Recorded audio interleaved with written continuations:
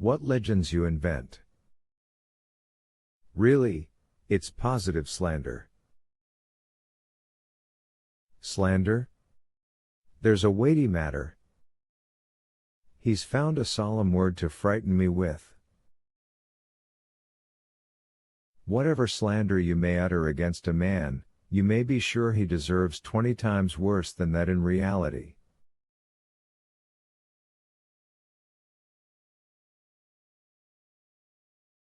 We had better go to sleep, said Arkady with vexation. With the greatest of pleasure, answered Bazarov. But neither of them slept. Some kind of almost hostile feeling had taken hold of both young men. 5 minutes later, they opened their eyes and glanced at each other in silence.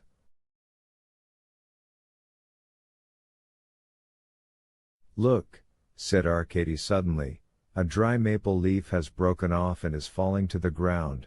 Its movements are exactly like a butterfly's flight.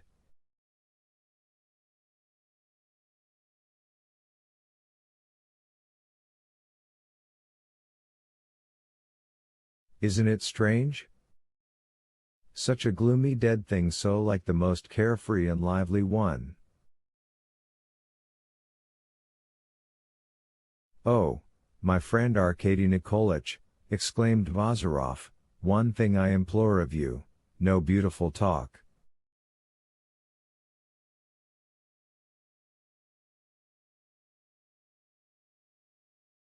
I talk as I best know how to, yes, really this is sheer despotism.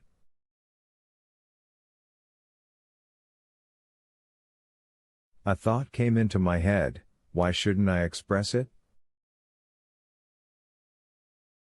All right, and why shouldn't I express my thoughts? I think that sort of beautiful talk is positively indecent. And what is decent? Abuse? Ah, so I see clearly you intend to follow in your uncle's footsteps. How pleased that idiot would be if he could hear you now. What did you call Pavel Petrovich? I called him, as he deserves to be called, an idiot. Really, this is unbearable, cried Arkady. Aha! Family feeling spoke out, remarked Bazarov coolly. I've noticed how obstinately it clings to people.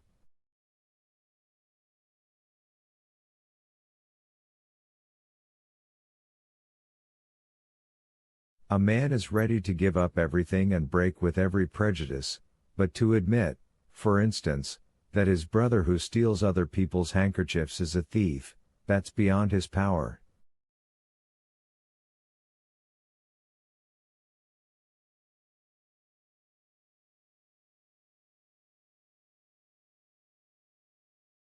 And as a matter of fact, to think, my brother, mine, and no genius, that's more than one can swallow.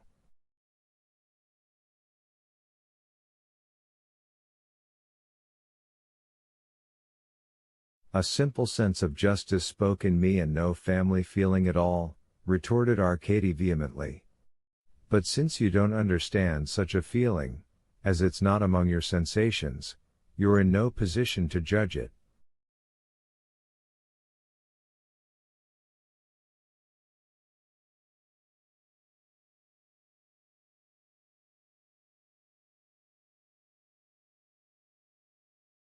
In other words, Arkady Kirsanov is too exalted for my understanding. I bow down to him and say no more.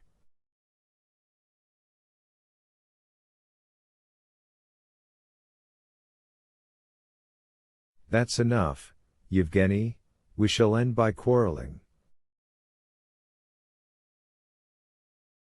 Ah, Arkady, do me a favor, let's quarrel properly for once, to the bitter end, to the point of destruction.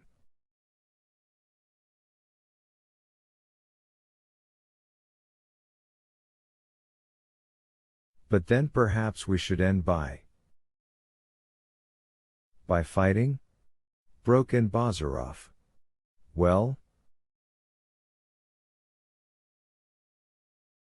Here in the hay, in such idyllic surroundings, far from the world and from human eyes, it wouldn't matter.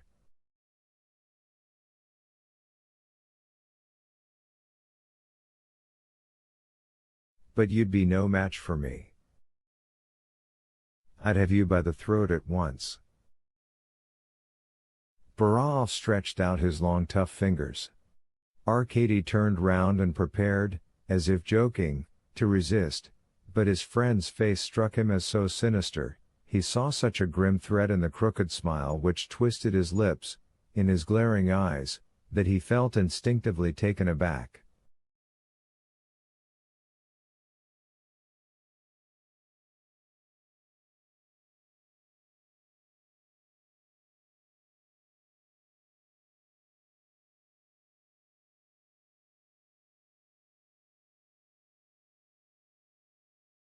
So that is where you have got to, said the voice of Vasily Ivanovich at this moment, and the old army doctor appeared before the young men dressed in a homemade linen jacket, with a straw hat, also homemade, on his head.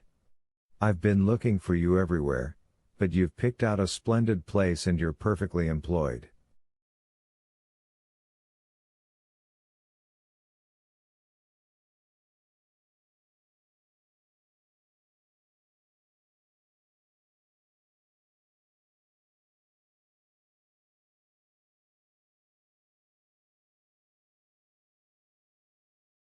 Lying on the earth and gazing up to heaven, do you know there's a special significance in that?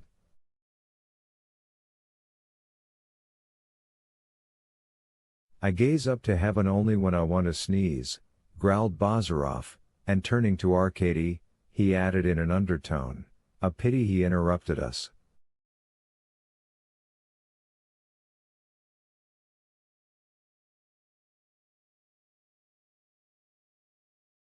Well, that's enough, whispered Arkady, and secretly squeezed his friend's hand.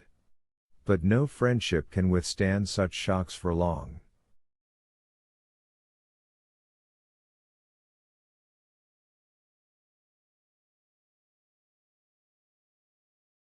I look at you, my youthful friends, said Vasily Ivanovich meanwhile, shaking his head and leaning his folded arms on a skillfully bent stick which he himself had carved with a Turk's figure for a knob.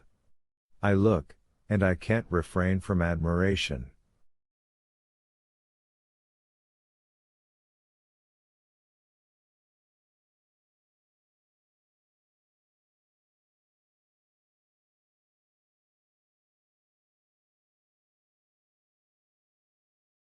You have so much strength, such youthful bloom, abilities and talents. Truly, a Castor and Pollux. Get along with you, shooting off into mythology, said Bazarov. You can see he was a Latin scholar in his day.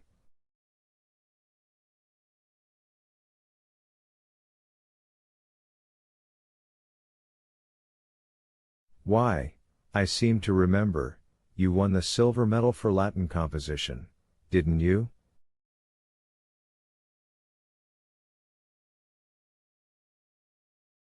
The Dioscuri, repeated Vasily Ivanovich.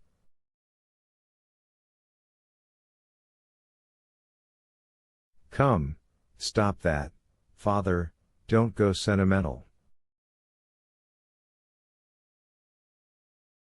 Just once in an age, surely it's permissible, murmured the old man.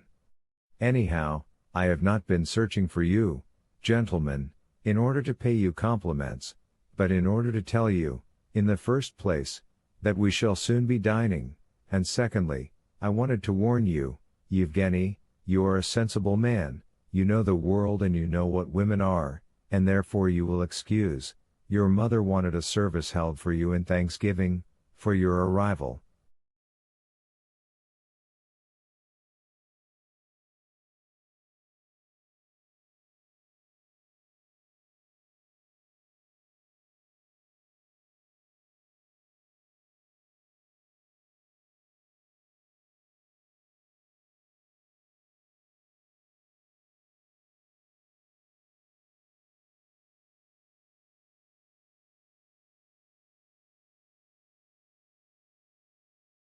Don't imagine that I'm asking you to attend that service, it's already over, but Father Alexei.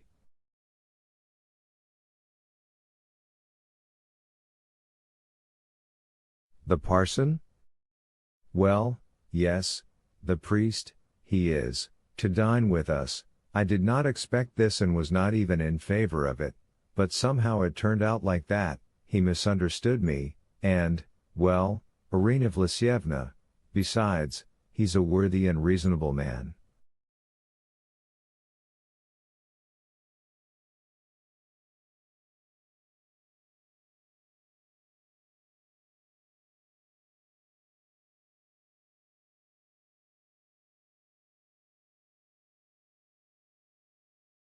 I suppose he won't eat my share at dinner?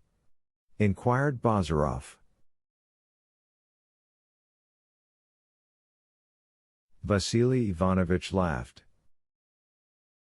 The things you say. Well, I ask nothing more. I'm ready to sit down at table with anyone. Vasily Ivanovich set his hat straight.